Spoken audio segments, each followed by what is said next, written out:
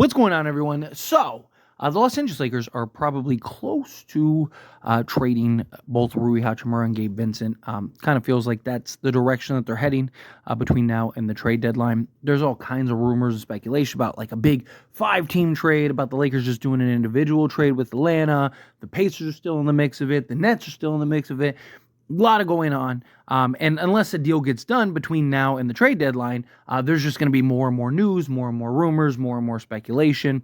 However, the Los Angeles Lakers supposedly don't have a ton of value or teams don't view the Lakers as having a ton of value in Rui Hachimura and Gabe Vincent, that there are very few teams that actually are valuing them for the players that they are, which could make things complicated. Now, you always got to keep in mind, a lot of that stuff is also, just fluff for, trades. It's like, yeah, fine, I guess we'll take this guy, right? Like, we don't really need it, but, sure, fine.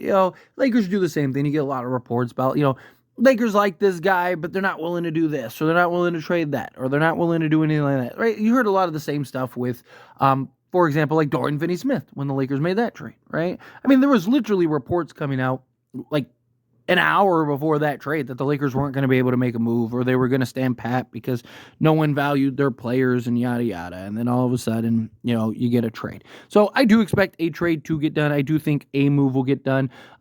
Do teams value the picks more than the players? Absolutely, right? Like, Rui Hachimura and Gabe Vincent aren't these like star acquisition guys, but Rui Hachimura does make some sense for some teams. And the team that seems to have the most interest is Atlanta, which, I mean, makes sense. You have, Jalen Johnson, who ended up getting hurt for the Atlanta Hawks, so they could, at least for this season, use another wing, use another kind of sizable physical forward. Also, he gives them a different type of forward compared to the guys that they currently have, right? A lot of their guys, like Dyson Dan and stuff like that, are guys that are better suited at like the 3, or out on the perimeter, where Rui's kind of more of a truer 4. So I do think Atlanta would make some sense for, Rui Hachimura. I also think he would get the opportunity there to actually play and play his natural position and just be kind of more in a more key role for the Atlanta Hawks. And then also, next season he'd be an expiring contract, so they could look to keep him and maybe give him a new extension or a new deal if it works out, or if they wanted to, they could look to go trade him. Now, I've seen a lot of people that are like, the Atlanta would never trade with the Lakers because they have the Lakers pick.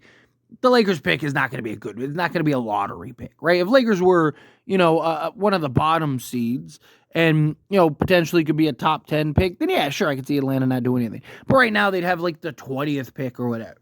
Right? Like Atlanta, so okay, instead of getting the 20th pick, you'll get the 25th pick, right? Like they don't care about that. They want the assets. They need to kind of restructure. They're probably losing their pick anyway to the Spurs, so they're in a very tough spot regardless. But this is what I've talked about. Like, you need to find teams that kind of like are now in positions of need, or could look to add guys, right? Like, for example, like the Pelicans just lost, DeJounte Murray, unfortunately. You hate to see that, obviously. You never want to see a guy, especially an Achilles injury. That's really unfortunate. But, could they maybe be in the market for a guard now? So maybe you could work something out to where, Gabe Vincent is going there. And, it's just, again, it's finding things that have changed, circumstances and scenarios that have changed that now you can look to try to capitalize on, right? That's what the trade market's all about. But again, I still don't think that, these guys aren't stars, superstars, anything like that. I do think Rui has the potential on the right team and the right spot and the right situation to be a very good player. I really do. I think he has the potential to be much better than he's been even with the Lakers. So I do think that there is some value in him. Gabe Vincent, I do think there's value in the sense of like just that reserve guard, come in, be that 3-and-D guard for you.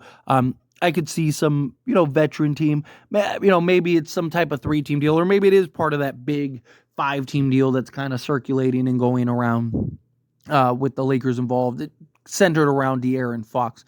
Did a whole video on it on As It Stands Lakers.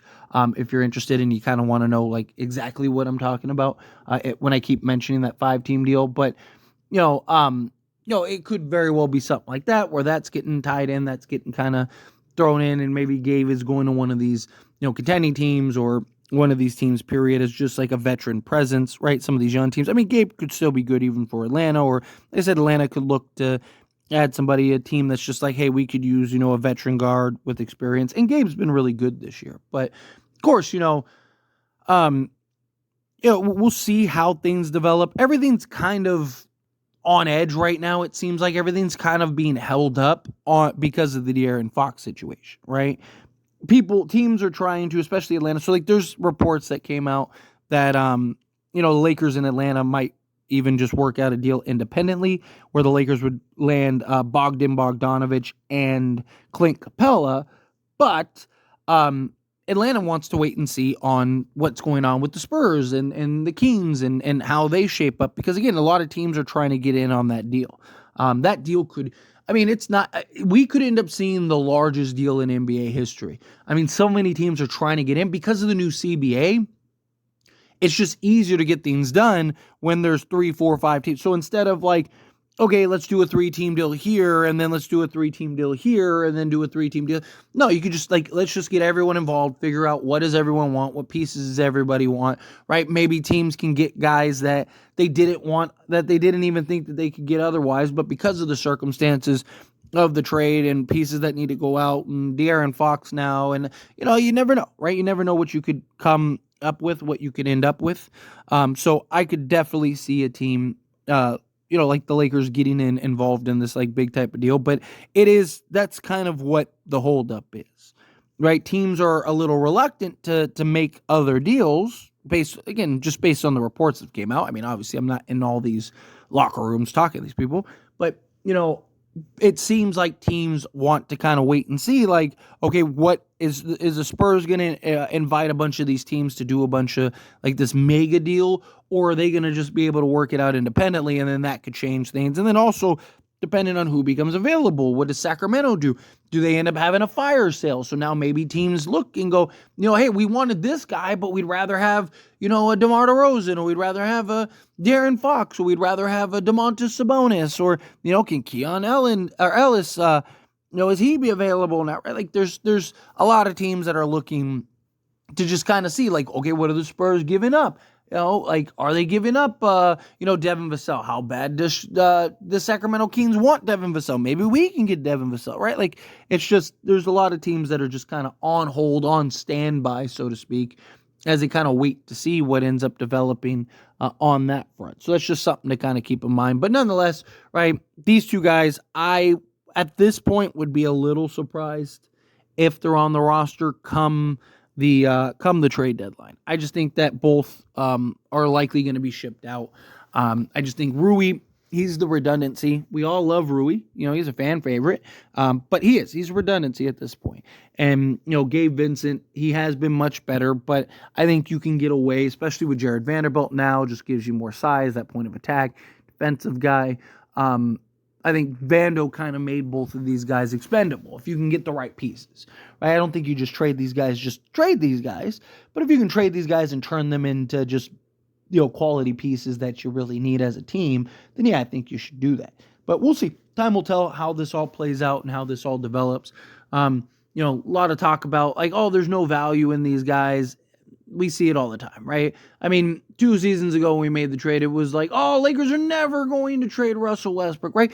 It would take 2 firsts just to unload Russell Westbrook. That's not counting anything else, blah, blah, blah, blah, blah. And then what ended up happening? He ended up getting traded, and it cost, a protected first, right? Like, it's just how it goes. So, it's part of the game. It's how it works. But be ready for a bunch of crazy and madness between now and the 6th, unless the Lakers actually do end up pulling off a deal, which very well could happen. But we'll see. Time will tell. Anyway, as always, this is a discussion. I pass a question to you. Let me know your thoughts and opinions down in the comments below. What do you think? How do you feel? What are your thoughts? Do you agree? Do you disagree? Kind of mixed in the middle? How do you feel? Whatever your thoughts are, I love to hear it. So let me know down in the comments below. That being said, if you haven't liked this video, hit that like button. Helps me a lot. It's me enjoy these types of videos, and I truly appreciate it. Not subscribe channel, hit that subscribe button. Turn on the bell notifications. Appreciate y'all. See you in the next one. Thank you.